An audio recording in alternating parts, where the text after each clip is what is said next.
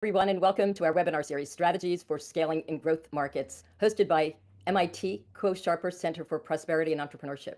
I'm Andrea Cates, entrepreneur in residence and author of From Stuck to Scale.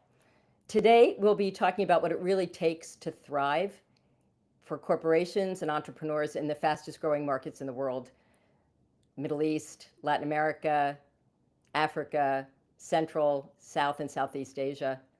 And we'll be joined by a guest in just a moment. But first, to the audience, thank you for joining. We are excited to be building this community.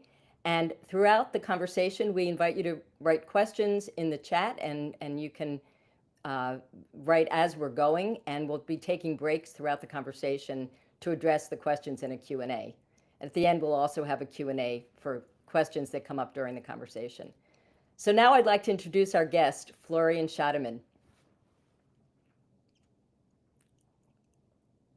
Welcome, Florian. Florian is Cargill's Chief Technology Officer and Vice President for Innovation and R&D.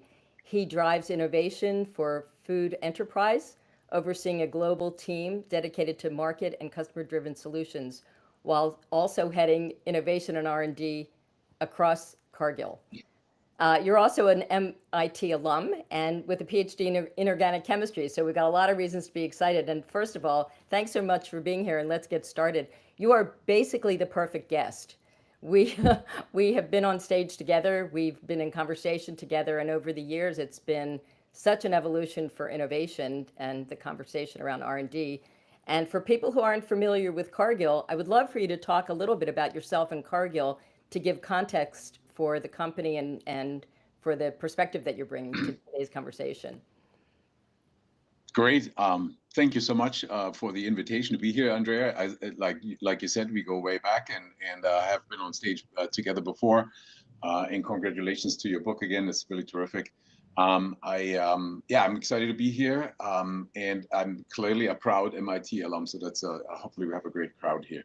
Let me talk a little bit about Cargill and where it sits in the food system. Right, it's a very central location. We are actually a family-owned business, a privately held business for a very long time. We're 160 years old. We have over 155,000 teammates that all come to work every day. Actually, we say we're 160 years young because we keep ourselves try to keep ourselves up to date and energetic around the world.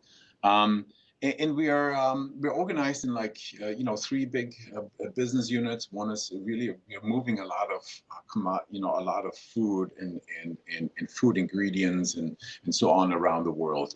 And a lot of this is based to make sure that we move food from in commodities from the countries of surplus to the countries of deficit, and make sure that we kind of our mission is to nourish the world in a sustainable and safe and responsible way. So I think that's really what guides us forever. And so moving and getting food into the right places is a big deal.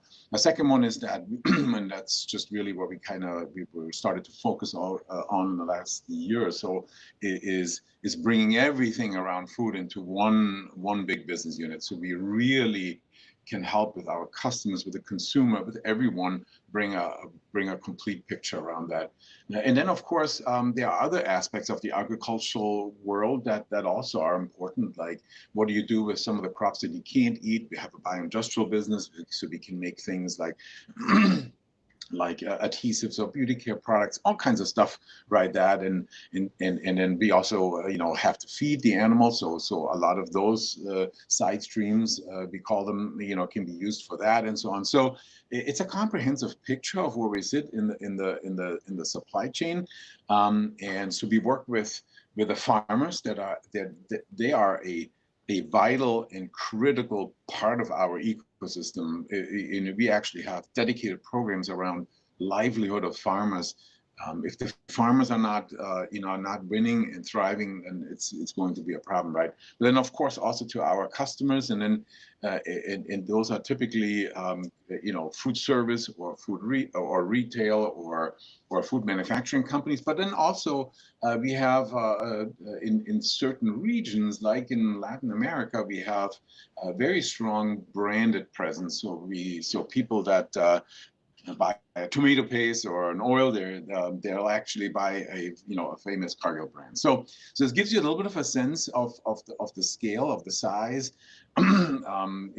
There's a double-digit percent of food goes through Cargill's hands every day, and so we play a very global role, really a very, very global role. So for us, the MIT Kuo Center, the focus on high growth markets and all those kind of things are absolutely critical.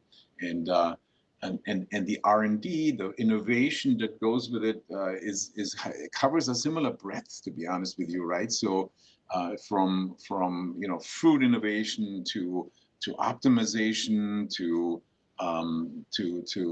fundamental new technologies that can maybe make our food system more efficient, especially more sustainable, and so on. All of the above are things that we worry about. So that gives you hopefully a little bit of a sense. But that's very excited to be in this place. It's in especially in the world today, very, very important role we play. Well, it's interesting. Proudly having my MIT cup. Yeah, well, thank you for the product placement. We appreciate that. I wish I had my Cargill tomato paste because that would be kind of perfect. I wanted to get back to something that you said a minute ago about if the farmers aren't winning, like what's the point of this? That, because this notion of shared prosperity is not just a tagline for us. This notion of, Yeah. Who's entitled to the benefit when things go well? What are these partnerships really all about?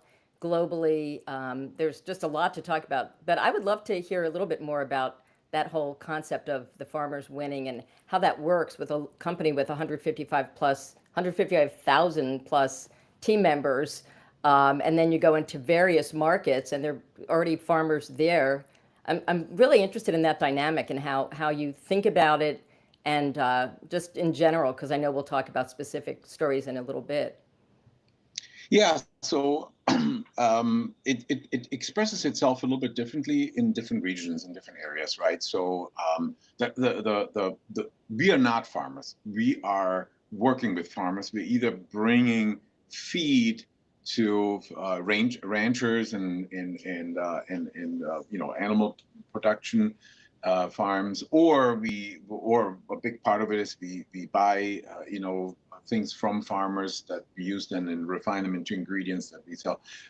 So we have lots of touch points with farmers, right? And we always look at making sure that there's economic livelihood across that entire value chain, because that's super important, because if somebody in this value chain constantly loses, it will not be sustainable. It's almost, that's very obvious, right?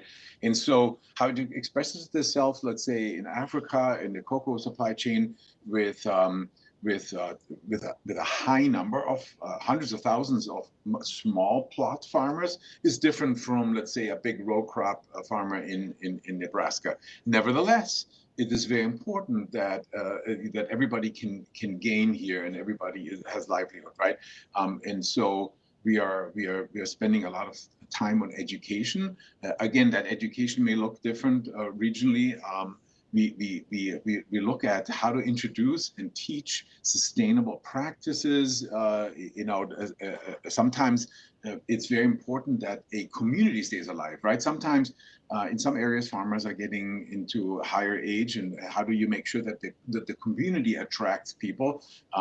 We also make sure that in let's say in Africa, micro farmers and so on, that we provide support the right schools. So there's an infrastructure element to it that's also very important. It's not just about paying a certain amount of money. It is also making sure that the infrastructure, that the community gets the right support, right? So the important thing is that the mission is clear, the mission is unified.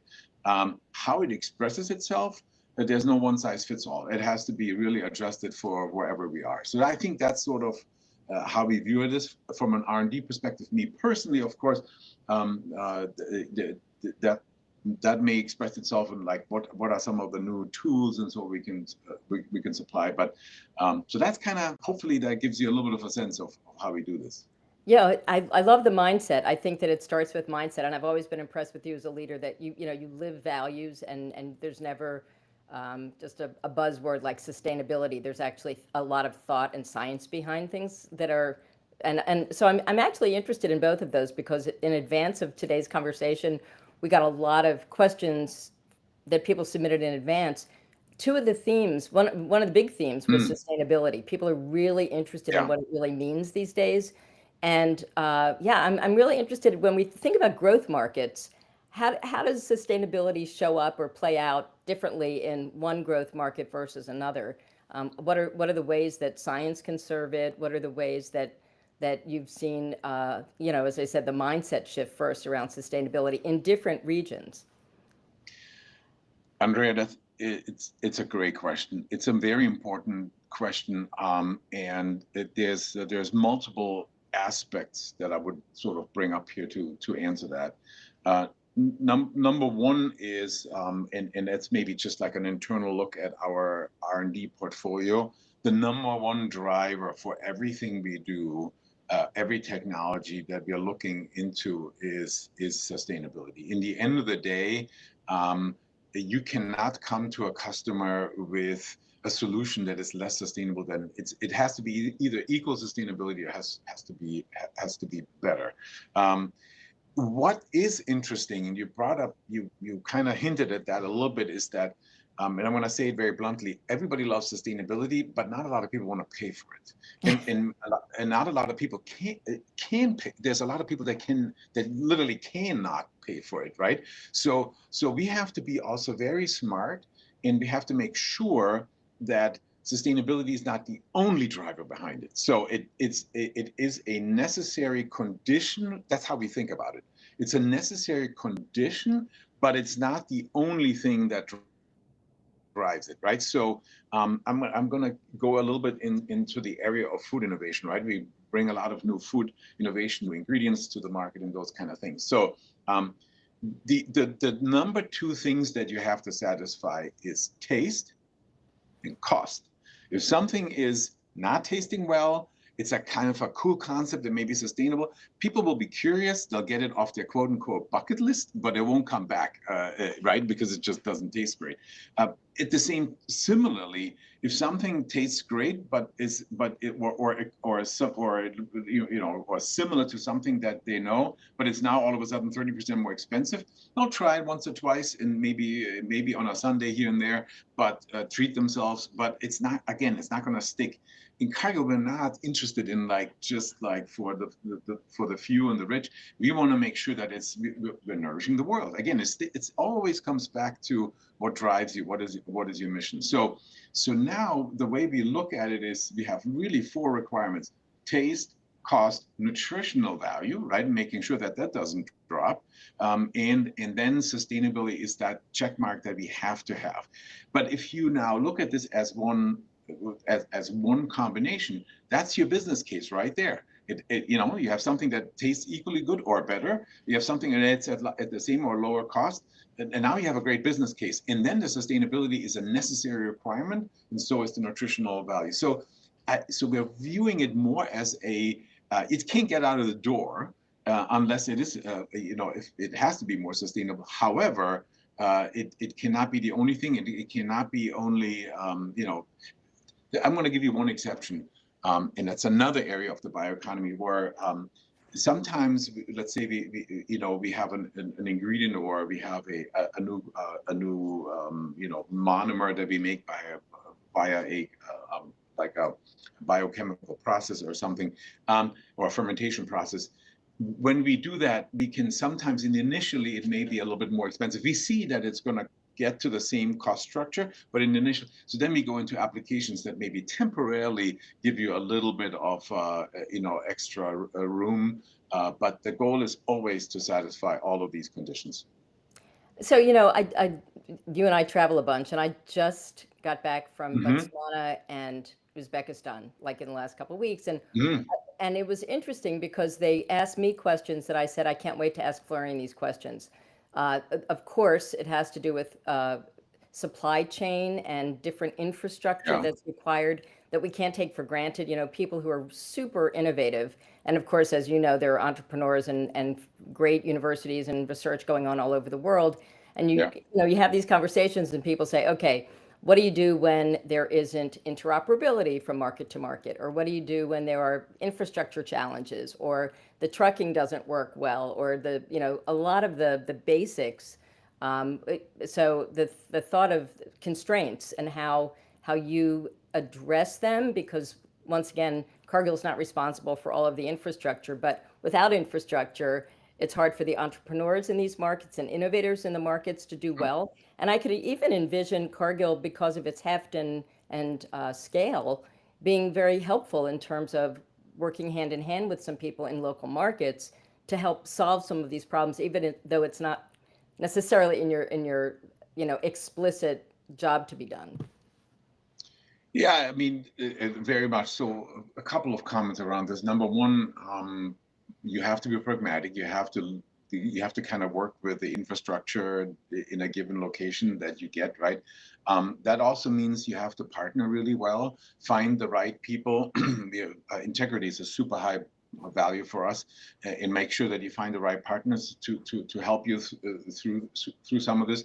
We have also a very global and engaged government relations team that will sort of help these causes, right? I mean, give an additional voice to make sure that some of those challenges that you mentioned are understood, and maybe get the right level of priority. That's all we can do, really, is sort of helping teach, helping shine a light on something, shining. Uh, I think it's approaches like that are really helpful around that. I would say, and we are committed to those areas. As I said, when it's in a very tight community, like the cocoa farming is something, we actually then can even like help support schools and make sure that some of those infrastructure things that don't have to necessarily do directly with the business, but with the farmers and the workers around that they have the right infrastructure to deal with. So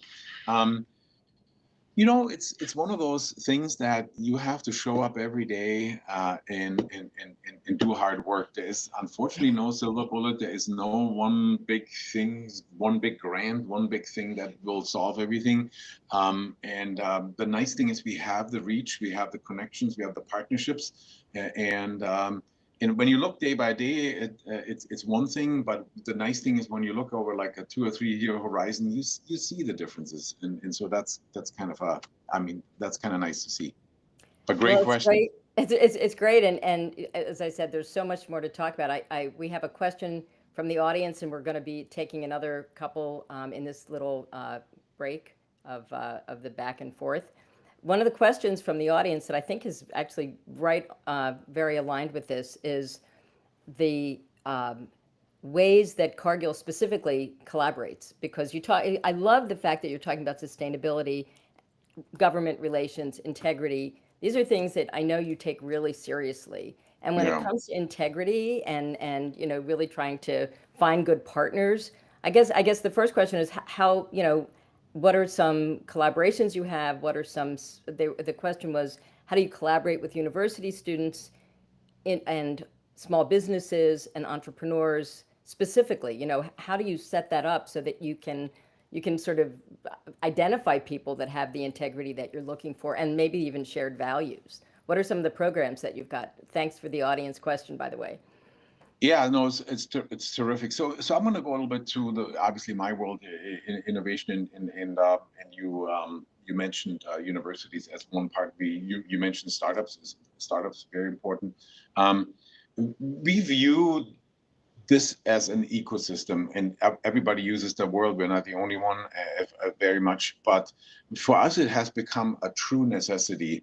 We have a sizable R&D budget, innovation budget, but it is given all the stuff that all the opportunities that are out there, all the things that the challenges that we would like to solve, and so on.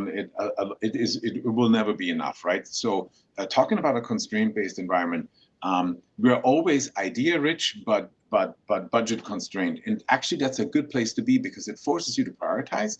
It forces you to look for choices. It also forces you, if something is not progressing, to maybe take it off. So that's a sidebar. Idea rich, budget constraint is not a bad place to be. That's when the good ideas have the best chance to succeed because you are forced to prioritize. So that's a good thing. But the way we view this, that we use innovation as a multi-pronged approach. Number one, clearly we have internal resources and we have an R&D team that is strong, over 2,000 people, and can do stuff. So that's great.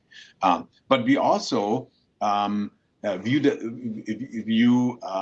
tech partners as a we have an external technology team. We use tech partners as a very important part. We're talking about consortium professors and so on, right?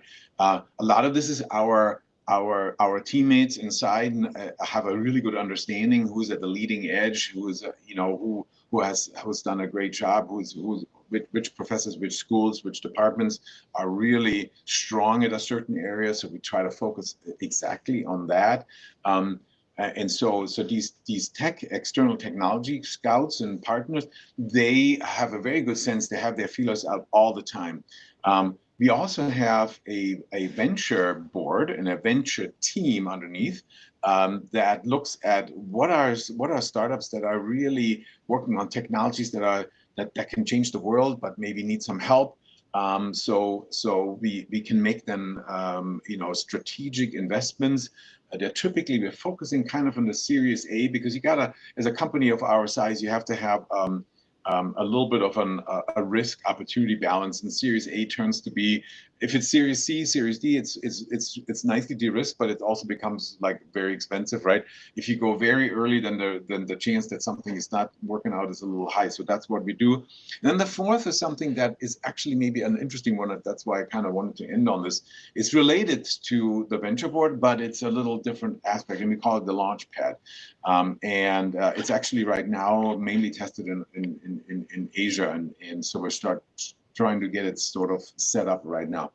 And the idea is here that the entrepreneur, the venture, actually has to have a good enough idea to sort of get the initial seed funding, angel seed and so on, to make sure that the idea is good enough that somebody's going to give you money, right?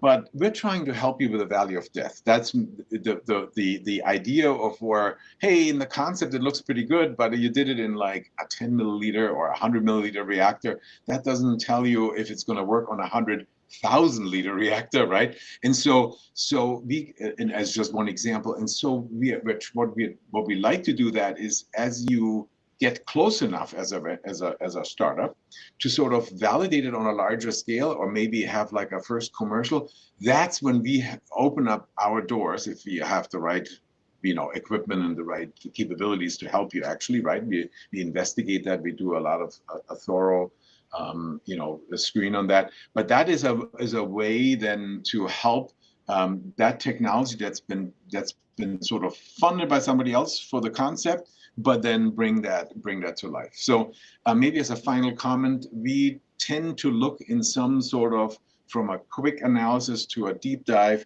we kind of look at 500 to 1,000 startup companies every year in some sort of fashion or touch points, right? So this is something where you just got to be connected and be out there. And I think the MIT Career Center plays a great role in that one too.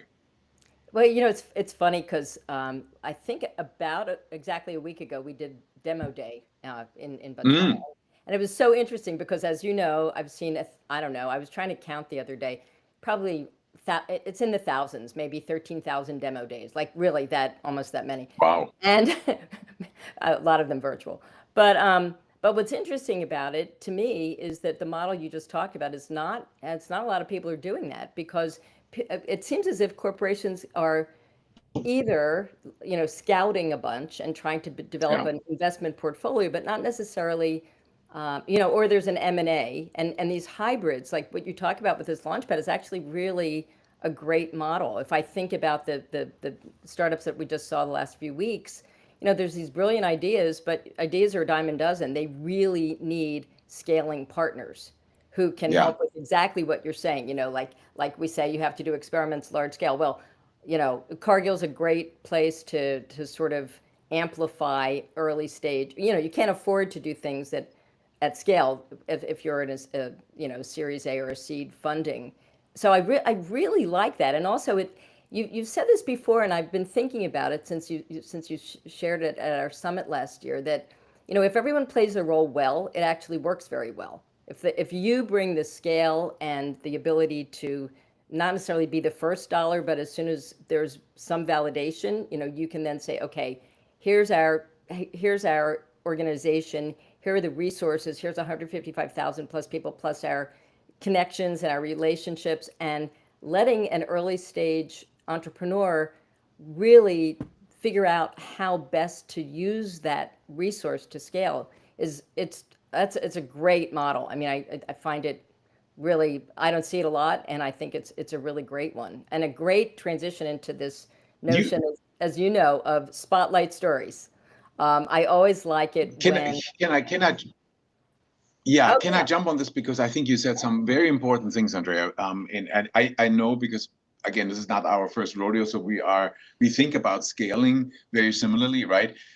We both have experienced that sometimes everybody has to play their role well. You said it really well, right? It's like a team sport, and there's times sometimes when the big company feels like, oh no, we have to do everything from the fundamental idea all the way to the final scaling ourselves, and these startups are really more of a problem than anything. So that's not helpful, right? At the same time, the startups often are not helpful either, because what sometimes they do, they think like they overvalue the idea and undervalue the scaling, and so and they feel like they need from brand and everything that they need to do everything themselves, and then turns out they can't be good at everything in the beginning because it takes actually very different skill sets and they don't have them and so on. So and you mentioned that maybe 20 minutes ago, mindset and cultural aspects are super important in all the players, from the university, from the large company, the venture. Everybody has to sort of play their, if has to get comfortable with their role. So I don't know.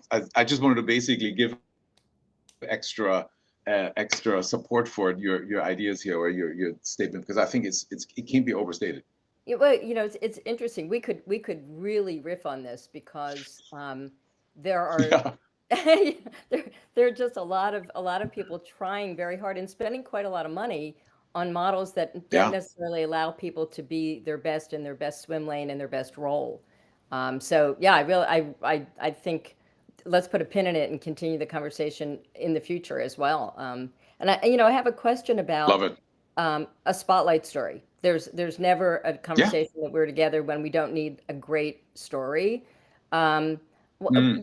what's an example of how Cargill has worked in a growth market or in innovation that would give us some perspective on what it really takes to do well in these new markets and markets that are growing so fast? Yeah, great. So I'm gonna pick Latin America now. I'm gonna pick Brazil for today, and it's from a Cargill perspective, actually, that market is a little bit different because well over 50% is actually where we touch the consumer directly with our brands. So it's actually which we don't around the rest of the world. We don't really do that. And there's the number one oil brand in Brazil is called Liza, Liza. So if you go to a supermarket and so on, you buy can of cooking oil and so on, and it'll be that's a Cargill brand, Liza, and it's highly respected. It has a great sort of a vibe, a great reputation in the market. Packaging is already fully sustainable, right? Fully recyclable, and so on. So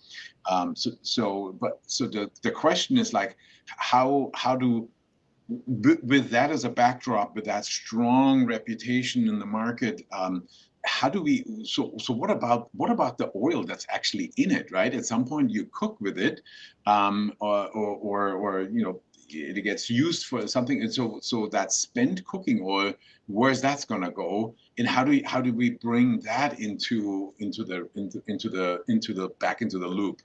And so we had this idea sort of to, okay, let's create an infrastructure to collect that and do something useful with that oil, right?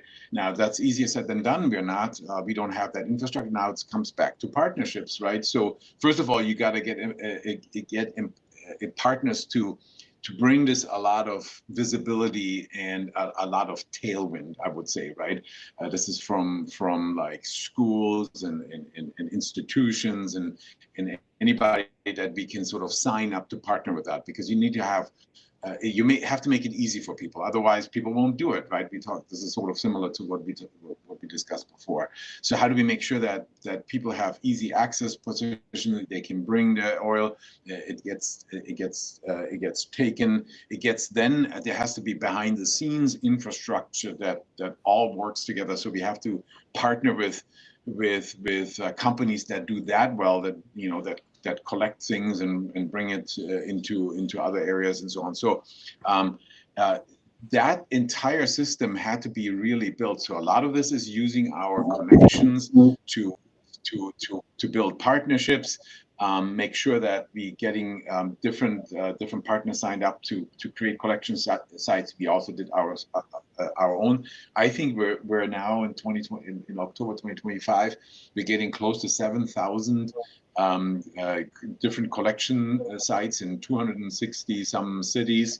And so it's becoming a thing. It brings our brand like an entire new dimension, right? Not just the packaging is sustainable, not just a great tasting, great performing oil. It's also it's basically, it's not really a recycle. I wanna be precise around this. What we do with what happens with that oil, it gets collected, and then it gets in a relatively easy process converted into biodiesel. So it's getting like a reuse or it's getting a different usage out of it, and so but it gets another life in a different industry, and I think that's a great story.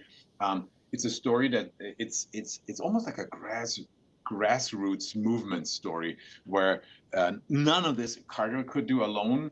None of this could happen without Cargill making all these connections, right? That's the stories we like the best. Where, yeah, it's okay to have hero stories where we do everything and so on, and we have a few of those, but they don't typically have the same impact than the stories where we're not just the hero, where we are the maybe the connector, the instigator in a positive way, right? That gets things going, that creates partners, that then these partners are using their partnerships and so on. So that's kind of that story where we use collect. I think at this time we've clinched now 15 million liters of this used up cooking oil that's now being used for a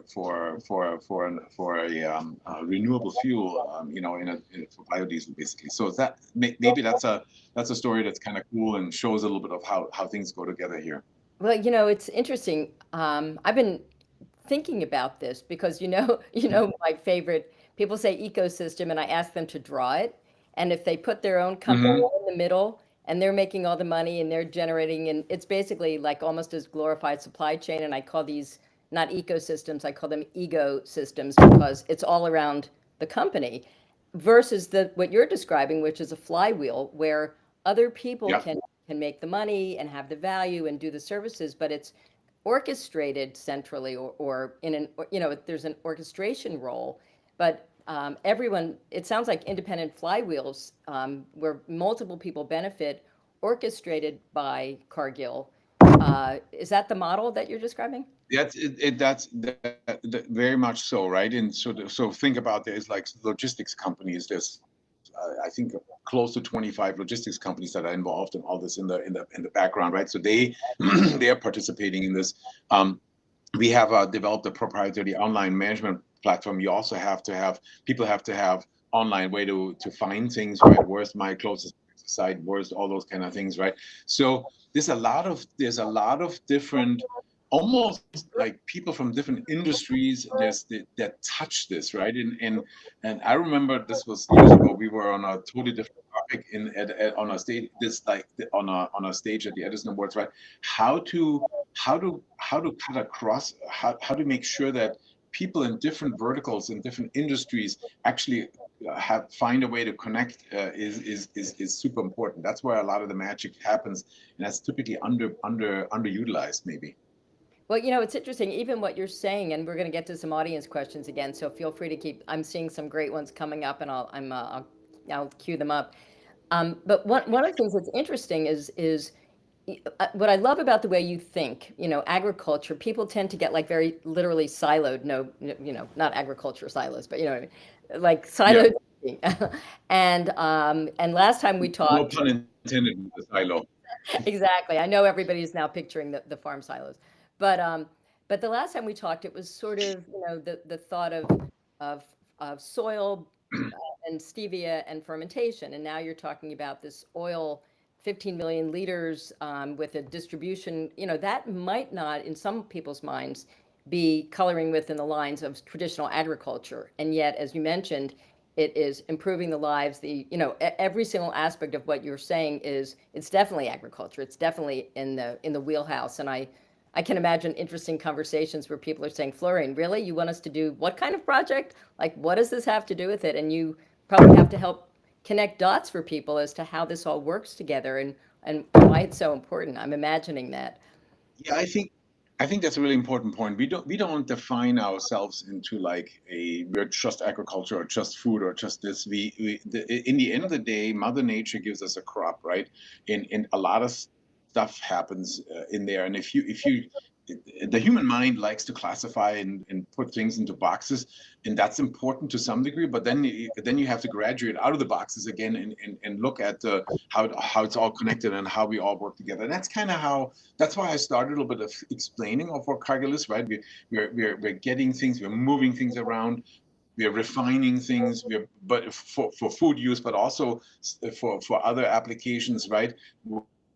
Whatever we can do in adhesives and beauty care of renewable resources, it's all connected. And the more you understand that and you honor that to some degree, the better, right? And that's exactly. And we can go to any kind of innovation topics. Me, um, uh, we have more stories around that, but I thought like I maybe throw a little different one into the pot here for today, Well, this is why I into the always ask pan. questions. Yeah, they're and it's interesting because you're you're you're addressing something that we talk about at the center as well, because we're looking at the same challenge you are from a different perspective, which is what can we collectively, what can Cargill do, what can we do at MIT at the center, what can we do in these ecosystem tours with our fellows, with our alum, with the world, to make sure that this kind of model that creates multiple layers of value exists across these growth markets. It is not easy to orchestrate, and Cargill has a lot of bandwidth, but it's still limited. What are some things that you think people could Yeah. think about who are listening in? Because we've got a really strong, big audience today. I well, obviously everybody has a different vantage point and sits in a different environment. But I think the most important exercise for us is always to step back a little bit and see like, hey, if here's a we identify a problem, we identify what we call the jobs to be done, right? It's actually not always not always clear the jobs that really what is actually needed, what's holding us back, what is a bottleneck, and so on.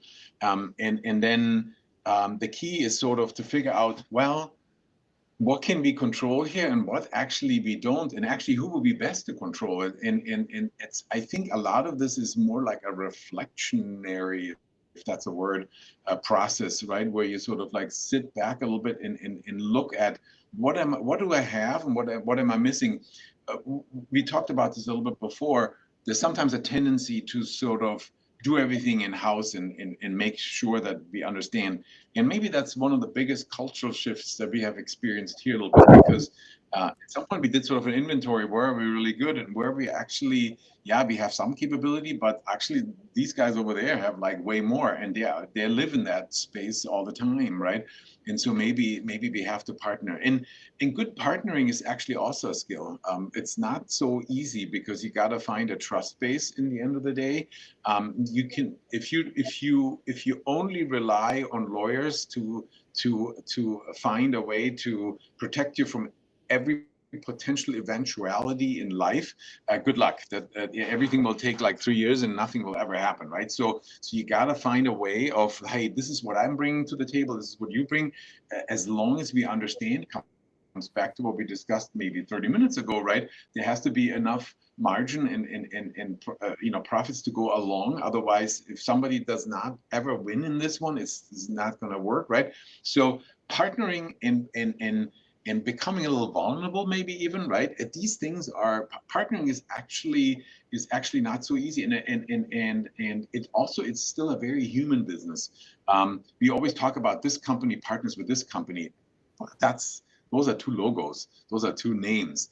Actually, it's people in this company partnering with people in that company, and I found it over and over. And I'm an old guy, so I have lots of examples where once you found the right people and what drives them, and then they understood you and what drives you, and it becomes a human connection. That's when good things happen. So I always feel that's underappreciated often, and how to learn to partner, how to understand as a partner that everyone has to have some livelihood is super important. And I've seen very transactional, almost adversarial relationships change to something really productive and positive, and all of a sudden people are they're starting to see the 1 + 1 = more than 2, 3, 4, whatever, right? So that's kind of that's what has to happen more. I don't know if that's very practical for everyone, but this reflectionary process is super important. Yeah, I love this because it's, we always think of business, but as you said, it's people. The other thing that's Mm, really interesting that you're saying that I'm observing about this is relinquishing control is not something that business has necessarily, large corporations have necessarily been good at. And I hope there were no lawyers listening when you said if you're expecting only lawyers, to no, I establish. love lawyers and they need to be part of it, but it Yeah. can't be. You cannot sit back and hide behind this. Is my point. Well, and I love that too because there are even great agreements that could have taken weeks and months and years to hammer out. But if the people aren't going to honor it, they're not going to honor it. So it's not necessarily something that making sure that when you talked earlier about integrity, figuring out ways to test things out. I like this launchpad. You sort of and I think I got it from you. Crawl, walk, run. You start a relationship and you see Yeah, how it's going. And it was funny because we were talking to some of the entrepreneurs last week, and they wanted to like right away, like get married to like their investors. I'm like, yeah, actually, don't meet somebody, have some coffee, have some yeah. conversations, bring them in. This feeling of building the relationship and the trust and the integrity is really, really important. So I've got another audience question. If you were speaking to a young innovator in a Great. growth market, which we do a lot, right? Someone with really big ideas but limited Yeah. resources, what advice would you give them about building partnerships and scaling responsibly? Yeah, it's a great question. I was in a startup myself at some point, and so maybe I'll have a little bit of an opportunity to see the other way, right? I think a key is, you clearly you want to protect sort of your original idea, but I think sooner than later, first of all, always stay humble, right? Which is, in this environment, is easy. With 3 years ago, 4 years ago, when there was funding everywhere for every good or bad idea, it was harder for people to stay sort of grounded, right? But I think is understanding your value, but also really being humble around what I don't have and what is needed, and then I would say, find. There's certainly great consortia. There's sort of platforms to engage with partners. reach out to the corporate venture houses in the company. So I think, I mean, I remember back then, especially in the startup, you have to be like 80% externally focused, right? And you're kind of out there and get your network, settled. Try a lot of different things. There's no real magic bullet. A lot of it is just understanding what you have, but also truly appreciating what still needs to be done, and what somebody else can bring to the table. And I think that openness, it makes all the difference. When we engage with startups, that's typically when things really become very productive. And that's really, you want to get potential partners in a very productive state. This is not so. Maybe the one thing that I would say is, um, it's very hard for a young entrepreneur. And I, as I said, when I wasn't that young at the time, but I was like, you are constantly in a pitch mode, right? And it's like it's like the world is changing, but ultimately you have to kind of stay grounded and make sure that you understand there's still tons of risk and so on. There's a great outfit, and you can look it up, called Unreasonable. I'm a mentor and a member of that. They do that really well, looking at and helping ventures in creating vulnerable relationship to the right mentors and outfits that can potentially help. So it's finding these kind of areas, finding this, like, understanding your place of that ecosystem, and being really realistic around this. I think is your best chance. A wise man told me once at Dow, before I joined Cargill, is 50% of something is just so much better than 0% of 100% of nothing, right? Sort of 50% of something way better than 100% of nothing. So I think that's always an important piece. Well, I see you on pictures, social media. I don't actually, I can't follow how many things you're involved with on the ground with people at all levels, the large stages and on the ground and in the field. And I've seen you in it looks like, really interesting, spirited interpersonal moments. And it feels as if what you're talking about, when you meet someone and really, you really enjoy them, and you get to know them, and you get vulnerable, and Yeah. you're not just like big company, small company. Yeah, I mean, meeting people is like the best way to expand. I have a very quick uh, question from the audience that I can't not ask. Okay, what's um, what's like a technological breakthrough or a challenge that you kind of have on your shelf right now that you haven't found the right solution to? And it doesn't have to be, don't tell us anything proprietary, but is there a question that you've just been thinking about in terms of, gosh, I wish we could solve this? Uh, Anything you're thinking of? there's we're working on a bunch of cool stuff. I don't think there's anything like sitting on the shelf that is just waiting to be deployed. Um, but there are a couple of real, I think, exciting technologies on the crop innovation side, right? I feel like that's an area that's going to be more important. Talk about sustainability, right? How do you make tomato crops more drought resistant? Those kind of things. So there's things we're working on that I think are super cool. We of course we are one of the absolute world leaders in fermentation, and we have found great business cases where you can make a great product. We talked about this before, like a great product at the right cost, in a much more sustainable way. How can we take that from sweeteners into natural low calorie sweetness into dairy proteins, and so on. So I think we will see uh, lots of great innovation happening in the food space, but you always have to keep in mind what food is. Food is a very emotional thing for us, right? So it's easy to switch from one car to another, or from a BlackBerry to an iPhone. It's much harder to give up a certain amount of food. So we have to all keep that in mind. So I think how to make some of the things more sustainable, how do you deploy fermentation more, how to get with crop innovation, by crossbreeding. the traditional way, if you want, into solve some of the things, and then of course AI and what you can do there.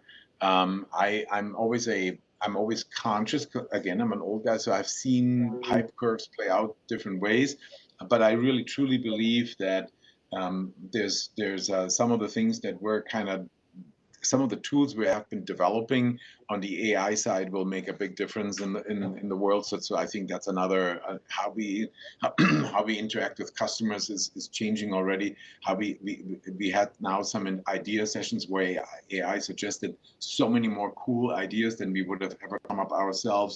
How we're starting to compress the discovery phase. So lots of great stuff. I probably could talk forever about this, but yes.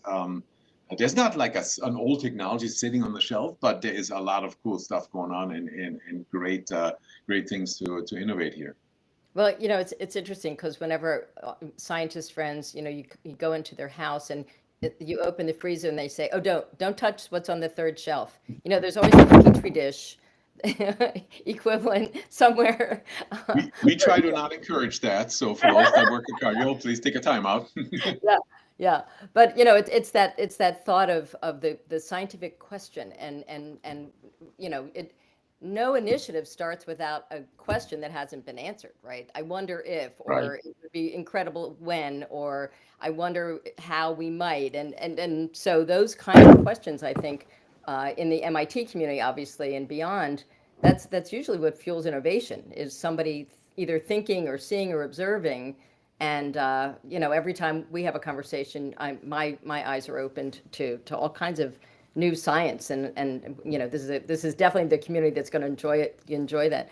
So I have one last story that I'd love to hear from you, because you're so good at connecting with people, young people, and innovators, and it's not easy to do for experienced companies that have a lot of heft, a lot of process, to really have a moment where you're almost giggling or giddy with excitement that, oh my gosh, like here's, we felt it, as I said, both in Uzbekistan and Botswana last week and the week before. You walk in, it's like, oh my gosh, this is so cool. Like great people doing important things, and like how can we help this get move forward? I would love for you to take us into the room of some place. You don't have to necessarily share anything proprietary, but where you got excited about a new seed idea or a person that you met, because that's what a lot of us are doing. We're in one role, and we're trying to find ways to interact with these new ideas, these innovators, entrepreneurs, people with ideas for breakthroughs, but they aren't at scale yet. Are there some people or a person you've met, or a surprise in terms of someone you're like, wow, I don't know how we're going to do this, but I've got to work with this person. Yeah, no, there's always a few, and they're cut across. As I said, I was at a reasonable, it was at a recent unreasonable event, and they had some that was really like the strategic partner was Mars with Unreasonable around the food space. Really cool stuff there. Great innovators. You can, if you find me on LinkedIn, you can scroll down. You'll see some posts around that. But how to and what they also really do well is looking at the same problems from multiple angles, right? So you take like cows burping methane. You can address that with a wearable. You can address that with a vaccine. You can address that with an enzyme additive or an algae additive. So there's no one way to get to Rome. But I just going to go with another thing. There's a company called Planted. They created a really cool a mycoprotein and tried some of that. So really interesting stuff. So there's it's really cool technologies out there that you basically have to just have your feelers out there and be connected. Yeah. Well, that I love the idea of that, and the final thought is, I'll ask you what I should have asked you that we didn't talk about, because I'll give you the last question to yourself. But one of the things that I'm finding from this conversation is, I'll bring out three themes. One is growth markets are different for sure, and the role of the corporate in a growth Yeah. market as a catalyst and as an enabler of other people. I love this multiple flywheels issue image that you shared about with the oil. It's such a great way to proliferate ideas and scale them without necessarily either a budget that would be out of control or control that would be hard to manage. So that's one. I also, the second one is this, the way that you approach sustainability is so feet on the ground and also like sort of reaching for the sky, but feet on the ground. It makes logical sense, but it's not traditional. It's not a traditional way of doing it. And I think science, the way you approach the sustainability question is really interesting. And then the final one, of course, the theme that I come away with is, you know, if large companies or if things are going to scale and farmers or local businesses are not thriving, then who's winning? Like no one's winning there. And I think that's a really profound thought. So in closing, like what question would you like to either ask rhetorically, ask yourself, I should have asked you, or ask me, like what's on your mind about the topic you'd like to end with?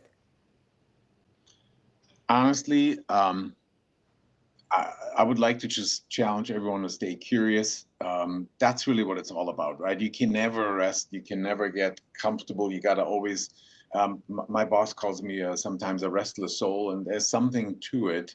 And I think that's kind of what's driving me, what's driving a lot of people in our organization, and stay connected.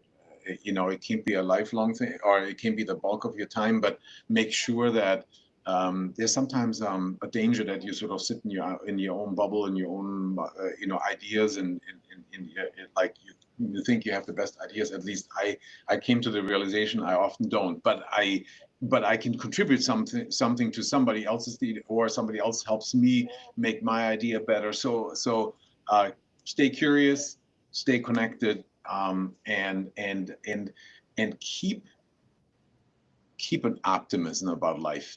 Not every day and every week and always looks great. It's just like, I think that's the scientist in me. I mean, it's like for every 90 like one experiment that worked, 9 didn't work, right? And so you just gotta show up at work again, and the world is getting better on average, in the aggregate, and we just have to keep pushing and have to find good ideas. So curious, connected, and optimism is it's like that's what pops in my head as you ask this final question.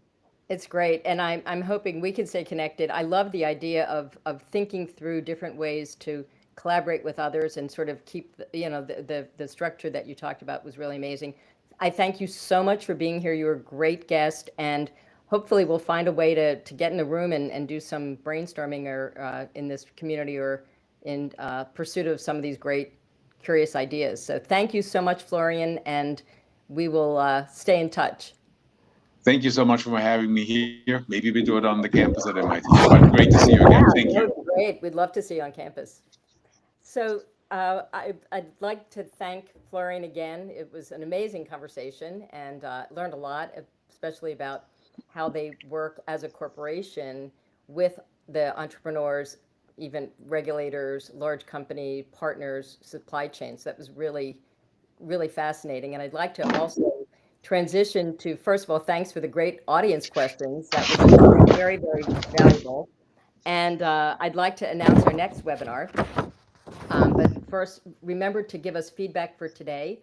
We have a survey if you look at the QR code, and we'd love to hear your thoughts. If you have additional questions, send them our way. We would love for this to be an ongoing community, and we'll keep the conversation going. So please use the QR code. And then I'd like to announce our next webinar. On November 5th, we'll feature Bunmi Akinyemeju, who is the co-founder of Venture Partners, House Capital, and he'll be sharing his perspective on growth markets. And so please mark your calendars and join us. We would love to hear about what you'd like in future sessions. And once again, to the community that we are building with the MIT Kuo Sharper Center for Prosperity and Entrepreneurship, thank you for being part of it, and let's keep it growing.